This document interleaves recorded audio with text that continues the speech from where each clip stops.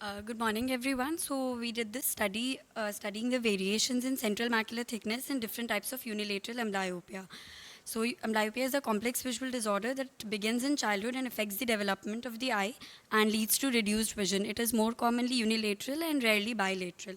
The most common type of amblyopia that we get is refractive, which is mostly anisometropic, and also strabismic. So the detection of amblyopia earlier was done on the basis of vision testing on regular follow-ups, and we aim to find more quantifiable parameters such as the macular thickness, or even some studies are going on the choroidal thickness, so we can quantify amblyopia and the effect of its treatment.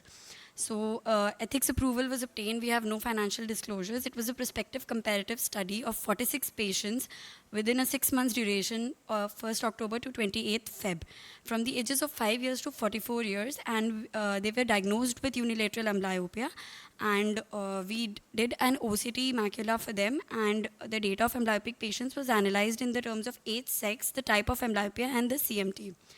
So we had 25 females in this study and 21 males in this study. And the mean age was 20 years with a standard deviation of 11.2. So most commonly we had anisometropic amblyopia, which were 28 patients, and mixed amblyopia, we only had 4 patients. So the CMT of the normal eye, the mean CMT was 251 with a standard deviation of 24.2, and of the amblyopic eye was 261 with a standard deviation of 24.2. So this is a this is showing that the p-value of our study was less than 0.001, which is statistically significant, which means there is a statistically significant difference in the central macular thickness in patients with unilateral amblyopia. So amblyopia is a unilateral or bilateral condition that leads to suppressed vision in one or both eyes.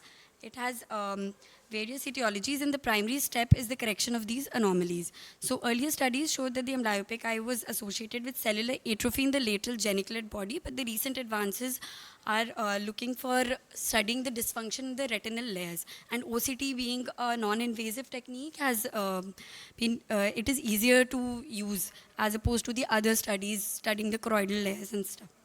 So our study showed that there is a statistical significant difference in the CMT of amblyopic eye, which is similar to a study conducted by Kasim et al., whose study also showed similar results, but also showed a globally thickened RNFL in the amblyopic eye.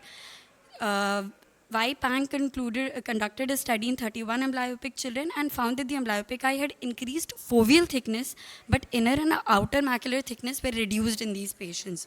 Zhu et al. Conducted a similar study in amblyopic children with esotropia and found that there was no statistical difference in the foveal and RNFL thickness. So we can see that the different studies mostly show inconclusive results. Some studies show that there is a statistically significant difference. However, some studies show that there is absolutely no statistical significant results. So if we utilize this, we can further use it for treatment follow-ups as well for the patients. After giving them occlusion therapy or penalization, or we can follow up their central macular thickness and see if it is improving along with vision testing. Thank you.